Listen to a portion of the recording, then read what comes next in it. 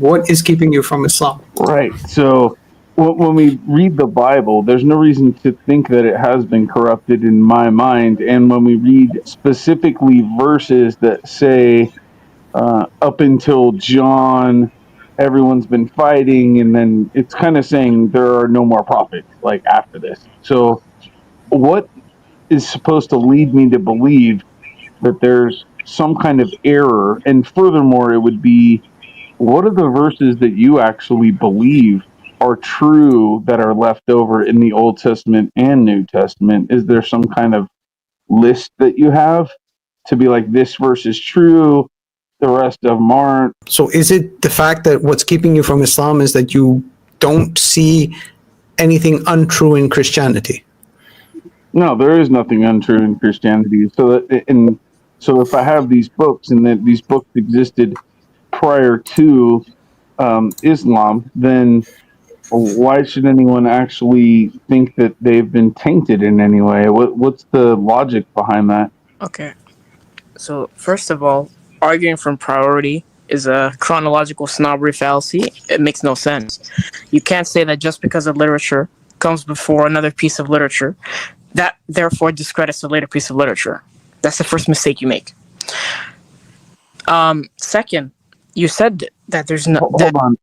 Yeah, go ahead. So are you saying that if somebody came right now and they wrote a book and they wrote very elegantly and everything like that, so you're saying that there's no reason why not to believe that person because my canon is already closed, like prophets not happening, and then so why couldn't? So you're saying you would believe somebody else who came right now, and then just you would believe it, or would you kind of close your canon and say, nope, we already have this other person we believe is a prophet, so we're not going to believe this next guy? No, but the problem is you're arguing that because the Bible precedes the Quran temporally, it's going to therefore discredit the Quran's authenticity, which is going to be fallacious. Because just because a piece of literature comes before another doesn't necessarily mean therein that that piece of literature that comes later is discredited. Right? That's the first thing. Now again, Well, so hold on. Let's go one at a time. Let's go one at a time. So if that's the first thing, let's try to stay there. So okay. You're saying that you have proof that your book discredits mine. That's not what I said. Oh, okay. So then it wouldn't be a fallacy. Bro, that's not what I said. I'm saying your argument is a fallacy because your argument is that if a piece of literature X predates piece of literature Y, then piece of literature Y is discredited simply because it is predated by literature X. But that's fallacious. No, that's not what I'm saying. Hold on. That's not what I'm saying. I'm saying if literature X says XYZ and then literature Y does not contain XYZ, that means that literature Y would appear to be false. That's okay. Sorry, 1 second. So you're saying that the date doesn't have anything to do with it, and whether what's older and what's not older. You're specifically talking about the contents now, correct? So it has nothing to do with the date. It's actually a combination of both. Okay, but if it's a combination of both, one doesn't matter, which is the time aspect. Which is the date, that's the point. It definitely does matter. It's a combination of both, because if one happens before the other and it has a bunch of prophecies that already came true, then we can understand that this book has credence to it. So then if the other book that is introduced later has no credence, or it doesn't agree with the credence in the first book, then it would mean that should be eliminated. So then the bigger portion of the argument is about context. You're just like putting dates in there just for clarity. The bigger portion of the argument is about the content. If the bigger portion of the argument is about the content, then now the burden of proof is on you to prove why it is that your literature is reliable. Why do you think your literature is reliable? That's what you're going to have to assert, because you're basically saying the Bible says X, the Quran says Y, the Bible is true and the Quran is false. But we obviously don't agree that the Bible is true. You're going to have to prove that. Okay. No, And see, but that's the problem is because wait, your title says what holds me from believing what you're saying. So actually, it's you that would have to prove it. What the heck? No. We're asking Yeah, you. No. We're asking you what keeps you from Islam. that's the title If you're wait, stop. of the video. Stop. We're asking you what keeps you from Islam. If you're saying, well, the Exactly. Bible, stop. Okay, just 1 second, bro. We're asking you what keeps you from Islam. If the Bible's veracity keeps you from Islam, you're gonna have to prove that the Bible's veracity is something that is true, because it's not true. So you're gonna have to prove that. No, so you asked me what's keeping me from Islam. So now you are the one that has to be wearing the burden of proof here, buddy. You okay, are. hold on. No. Hold on. Let's go about this. Let's go about this. Okay, hold on. Calm down. Let's go about this from a different direction. Okay, because then we can go back and forth this way for quite a while. So to shortcut that, first of all, you said it's a combination of prophecy and the temporal origin, correct? The older temporal origin and the fact that it contains prophecies that come true, which is why you believe that the Bible is correct, right? Close enough, yeah. Okay, then why aren't you Hindu? Why would I be Hindu? Because the Hindus also claim that their religion and their scriptures go back in the BCs, thousands of BCs, and they contain prophecies that are correct. Oh, do they? And they also speak about Jesus and Mary and Moses and Samuel and David and Brother, you said, brother, this is stuff that you're adding on now. The criteria that you the Quran actually has some of the same names, or at least brother, don't worry about the Quran right now. I'm talking about. You're comparing apples and oranges. Can I finish my point? Can I finish my point, and then maybe you would understand where I'm coming from? Your point is invalid, though. Go ahead. Can I finish it, and then you can decide whether it's invalid or not? Sure, go ahead. Okay, thanks a lot. You said, and I just verified this with you, that why you believe in the Bible is because of two reasons. That it contains prophecies that, according to you, came true, and it's older than the Quran. You said yes. You're right. What? Now, okay, excellent. Now, older than the Bible is the Hindu claim that our scriptures are thousands of years old in the BCs, and they also contain prophecies that came true. Mm-hmm.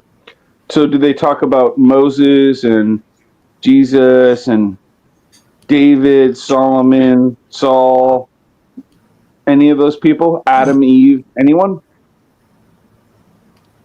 You said prophecies.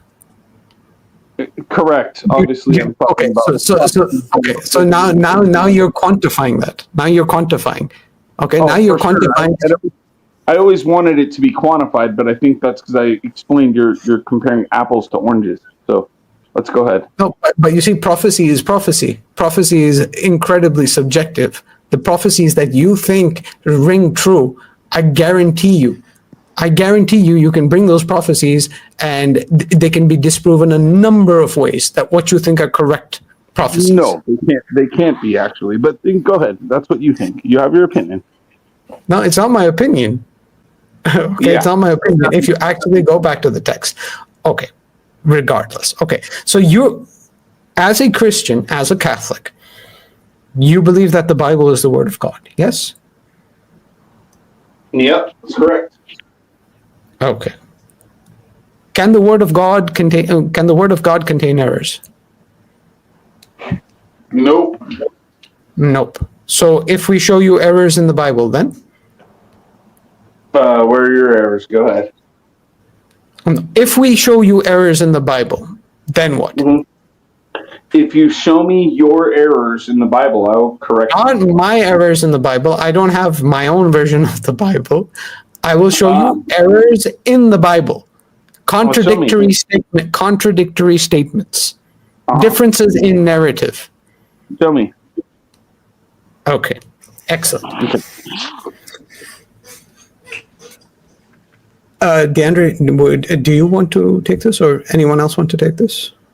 Anyone You're have actually, I want to take this. Let me take this. Yeah, can I take this? I'd love Brother, to. I have one question for him. Sure. So apparently, according to you, whatever mistakes we find in the Bible, they're our own personal opinion, and you have an answer for all of them. Is that right? No, that's not what I'm saying. Obviously, some of the That's things exactly that you what you said. Hold on, wait a second. Hold on. No, hold on, wait a second. That's exactly what you said. You can Now, rewind the hold tape and on, listen to yourself hold on. say it. Hold on, let me pull the freaking reins back on you, you horse. Right. Because that's Have some respect and learn to have a conversation. Listen. Behave yourself, man. Behave yourself. There's no need to use language like that. Just because we're on a screen, it doesn't mean nothing. I'll Just still slap you upside the head if you meet me. Yeah. okay. Hold on. Okay. Whoa. Everyone. Okay, let's take a step back. Let's keep this constructive. Okay. The brother asked you a very honest question. There's no need to be aggressive in answering the question. Okay, it's an honest question that he's trying to ask you. Okay, so there's no need to get worked up. I wasn't getting worked up. He was getting worked up. He asked me a question. He said, I asked you a question and you lied. Okay, I'm trying to answer now, and I'm trying to recall exactly what happened. So what happened is you said, if you can bring forth any discrepancies within the Bible that you think are contradictions, I will immediately have the answer. Which I said, I no. didn't say immediately. I said that you had the answer to all of them. Sure, I can get the answers for you, no problem. Okay, that's cool. Yep. Oh, okay, cool. Yeah. So here, I'll handle one of them right now, because I had somebody ask me this the other day. They were saying, in the different Gospels, there's different times that are listed to when Jesus was actually, I think it's actually when he died. So some of them say at noon, some of them say at 3, something like that. And if you check the footnotes and things like that, you're going to come up with an answer. Has anyone ever thought about that as a possible contradiction? Anyone on the panel? Oh yeah, and the answer that you're going to give makes no sense. Okay, so what do you think I'm going to give you as an answer? He used a different counting method for time in John and a different one in Mark. Okay, so do you have the exact verses on this? Let me look at those. Yeah, Mark 15:25 and John 19:14 and 15. Mark 15:25 says 9. Mark 15:25 says 9 a.m. John 19:14 and 15 says 12 p.m. So what was the counting method that created a discrepancy of 3 hours? Very good. Hold on. You get on the same page with you. I can put it up on the John 14 and 15. John 19, 14 and 15. 19. Okay, hold on. What time of day? Okay, so do you guys know how they kept time? I assume you do. Brother, you have to make the case how there's a 3-hour discrepancy. First, you have to make the case why there's no time mentioned in Matthew and Luke. And then you have to make the case that why is it 9 a.m. in Mark and 12 p.m. in John? What causes the 3-hour discrepancy according to what time, how the timekeeping was kept? And you have to give me a verifiable source for that timekeeping method. Go ahead. Right. So, well, we have 2 possible answers here. So number 1 would be that if you look at verse John 19 and verse 14, there's a footnote there, and it says perhaps 6 a.m. That's what it says. Perhaps 6 a.m. goes according to the method that if he was counting from 12 a.m. according to a 6-hour clock, that still doesn't make it 12 p.m. And that's a perhaps. Okay, that's not definitive proof. That's just saying that, oh, there's a contradiction, and I'll just put a perhaps here and try to remove that contradiction. That's not proof one way or the other. Okay. So when you look at it this way, it would mean that, what was the other verse? It was Mark 15:25. The other one's in Matthew 27:45 anyway. So from the 6th hour. Sorry, the other one, the other one's where? Hold on, wait a second. Matthew 27:45 says, "Now from the 6th hour, darkness fell upon all the land until the 9th hour." So we have two of them saying, okay, so now it was the day of preparation for the Passover. It was about the 6th hour, and he said to the Jews, "Behold your king." Why are you bringing up this verse in John 19:14? That has nothing to do with the crucifixion. 19:14 tells the time. What are you talking about? It does not tell the time of the crucifixion, sir. You're lying. It doesn't tell the time of the crucifixion, really. Nope. Okay, which version of the Bible are you reading? John 19:14 and 15, correct? John 19:14. Yeah, go ahead. 14 and 15, both. Buddy, you wanted 14. You got it. Go ahead. 15, Brother, I said 15. John 19:14 and 15. Oh, now you just said 15 too. Go ahead. Brother, I said 14 and 15 from the start. If you don't want to hear, if you Go want to have ahead. selective if you want to have selective hearing, that's a you problem, not a me problem. You can go back, rewind on YouTube, and you can listen from the beginning. I said 14 and 15. Continue with 14 and 15. Go ahead. You were the one reading. Now all of a sudden you don't want to read it? Oh, you want me to read it? Now it was the day of preparation for the Passover. It was about the 6th hour. And he said to the Jews, "Behold your king." So they cried out, away with him, crucify him." Pilate said to them, "Shall I crucify your king?" The chief priest answered, "We have no king but Caesar." So does this have to do with the crucifixion, sir? And what does it say? It was the day of preparation of the Passover. It was about noon. Okay. Noon. So you have a time listed here, but actually, when you compare Matthew 27:45, it's 27:45 has nothing to do with the crucifixion account. What? It has All right, nothing to do with it has nothing to do with the actual If you're gonna be crucifixion. dishonest, I'm just going to leave. If you're going to be dishonest, I'm just going to leave. Does Matthew 27 Hold on, does sir. Matthew 27 Hold on, sir. mention Hold a on. crucifixion time? Sure. I'm asking Yeah. you. I'm asking you a question. Does Matthew 27 mention a crucifixion time? Matthew 27. Yeah, it Yes. does. I just told you. Okay. Where does it say? Because here it specifically says it was, first of all, You're it's in floundering 14. right now. Hold on. Calm down, bro. Floundering.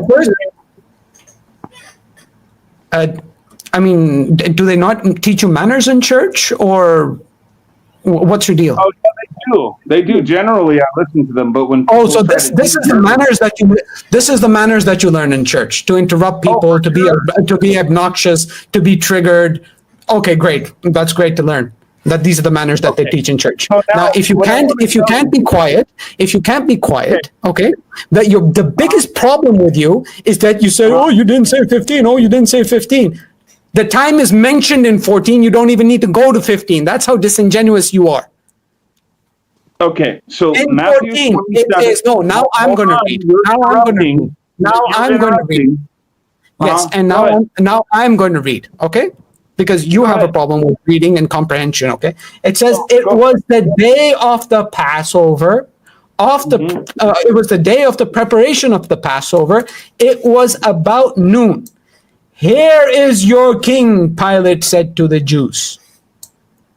But they shouted, take him away, crucify him." "Shall I crucify your king?" Pilate asked. "We have no king but Caesar," the chief priests answered. So this is an event that took place at noon. Now please show me, according to the Gospel of John, and the word used here is noon in the NIV. Okay? So now, please tell me the verse in Matthew that specifically gives the time of the crucifixion. Go ahead. Yeah, it's Matthew 27:45. Matthew 27:45. Yeah. Which is what I brought up earlier. I was the one who brought this subject up. Yeah, that's fine if you brought it up. You didn't know the verses. I was the one giving you the verses. No problem. Well, yeah. I don't. What was your other verse that you gave? It was what was it? It was Mark 15. Mark 13, 15. 15. What? Mark 15:25. 25. Okay. Good. Yeah. All right. So we can see here clearly that John 19, the verse you brought up, has nothing to do with the crucifixion, except for John 19. Wait, what? John 19? I never said John 19. Yeah, you did. What? What are you talking about? Who said John 19? John 19, 14, 15. That's what you just read. You wanted. It has to do. No one mentioned the trial. John 19 is talking about crucifixion when Pilate says, "Should I take him away and crucify him?" And they said, "Take him away." Yeah, that's the trial. The trial is over. The trial is over. He's ready. He is ready. He's ready. That is not the actual crucifixion itself. So okay, excellent. So where's the crucifixion itself in John? Okay, so well, let's just move. You had Mark 15 in. No. Let's not go to Mark now. So where is the actual crucifixion? If it's not in John 19:14, if that's the trial, where is the actual crucifixion in John then? I'm not sure. I was hoping you were going to. Oh, you're not sure. This isn't it, but you're not sure. Okay, cool. No, that's nice. So when we look at this, you brought up Mark 15 and 25, and I'm comparing that to Matthew 27:45, and they're both exactly the same. And also, that is going to coincide with, I believe it's Amos 8:8. So you have three areas. Amos 8:9. It says that I will make the sun go down at noon and make the earth dark in broad daylight. Now you have three spots that all say 12 noon. Are you done? Go ahead. Are you done? You're not going to interrupt me now? You're going to give me the same courtesy, or are you going to use your Christian manners now? Down at noon. Hold on 1 second. I've always been using my Christian manners, my brother. Yeah, clearly it's visible. Yeah, I know. I.e. 3 p.m. Yeah, go ahead. Okay. So first of all, the verse in Mark says 9 a.m. First of all. Second of all, you haven't given. Wait, now you're interrupting me. Now you're interrupting me. Which verse? Clarification. If now you are interrupting me. I want clarification on each verse. Okay, which verse do you want clarification on? So you said it's Mark 15. Which verse? Just name the chapter and verse, and that's good enough. For the fifth time, Mark 15:25. I don't know why you have such a problem tracking your own Bible. Good, go ahead. Okay. So first of all, Mark 15:25 highlights it was the third hour. Okay? Yeah, go ahead. So it doesn't highlight 12 p.m. There is no time for a crucifixion event mentioned in Matthew. What you're referencing from from Matthew 27 is a time frame. Okay, it's a time frame. Oh, where you're extrapolating. Oh, this is when it happened. Doesn't clearly say it. Okay. So actually, I'm not done. So Mark 15:33. Mark 15:33 is the exact correlation with Matthew 27. Was I done? SMK, just mute him, bro. He's not gonna shut up while you talk. Mark 15:33. SMK, these types of people, people who expect you to listen to them, but they don't listen to you, you don't treat them with respect. When you speak, you put a muzzle in his mouth, and then you say what you have to say. Yeah, you put a muzzle. Shut up, I'm not talking to you, I'm talking to my brother. So if you want to keep barking, you can bark to yourself. I'm talking to a human being right now, so wait and listen. SMK, if he expects you to listen to him, and he doesn't listen to you, when you speak, put a muzzle in his mouth, and if he hears you, he hears you. If he doesn't hear you, that's his problem. You don't have to repeat yourself 10 times. Okay, so Mark 15:33 and Matthew 27:45, they're exactly the same. Go ahead. What's the time mentioned in Mark? Go ahead. the time mentioned in Mark. It says, when the 6th hour came, darkness fell over the whole land. In until the 25, 9th hour. in 1525, what's the time mentioned?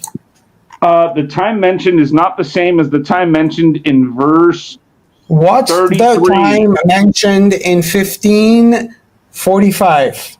Answer the question. 25, sorry. 1525. What's the time mentioned?